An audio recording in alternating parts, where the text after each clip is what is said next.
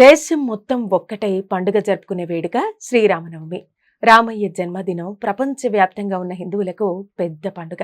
రాముడు జన్మించిన రోజునే రామయ్యకు సీతమ్మకు కళ్యాణం కూడా జరపటం ఆనవాయితీగా వస్తోంది. అంటే శ్రీరామనవమి రాముడి పుట్టినరోజా లేక పెళ్లి రోజా? జన్మదినం నాడే వివాహం జరపటంలో ఉన్న ఆంతర్యం ఏమిటి అనేది ఈ వీడియోలో తెలుసుకుందాం. 6 అడుగుల అందగాడు శ్రీరాముడు. సౌందర్యానికి మారుపేరు సీతమ్మ తల్లి. ఆ ఇరువురిది చూడముచ్చటగా ఉండే జంట.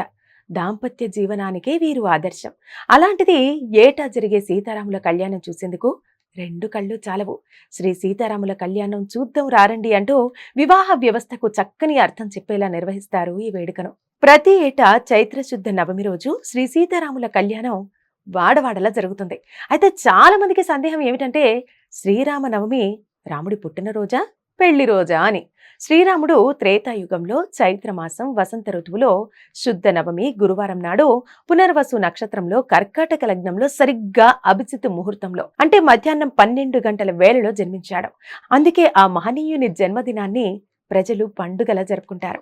శ్రీరాముడికి పట్టాభిషేకం చేయాలని భావించిన సమయంలో మందర మాట విని కైకేయి శ్రీరాముడిని అరణ్యవాసానికి పంపాలని వరం కోరుతుంది. దీంతో దశరథ మహారాజు కుమిలిపోతాడు. పట్టాభిషేకం చేస్తాననుకునే సమయానికి తండ్రి ఆనతో అరణ్యవాసానికి వెళ్లాడు శ్రీరాముడు. 14 సంవత్సరాల అరణ్యవాసం చేస్తాడు. రావణ సంహారం తర్వాత సతీ సమేతంగా శ్రీరామచంద్రుడు అయోధ్యకు చేరుకుంటాడు. ఈ శుభ సంఘటన కూడా చైత్రశుద్ధ నవమి నాడే జరిగిందని ప్రజలు నమ్మకం. అందుకే దశమి నాడు శ్రీరామ పట్టాభిషేకం అంగరంగ వైభవంగా జరిపిస్తారు. ఇప్పటికీ ఆ సాంప్రదాయం కొనసాగుతుంది. శ్రీ సీతారాముల కళ్యాణం కూడా ఆ రోజునే జరిగిందని కొందరి అభిప్రాయం. అయితే సాధారణంగా జన్మ నక్షత్రం రోజున కళ్యాణం జరిపించరు. నిజానికి ఎన్నో రామాయణాలు ఉన్నా అసలైంది శ్రీ వాల్మీకి రామాయణమే.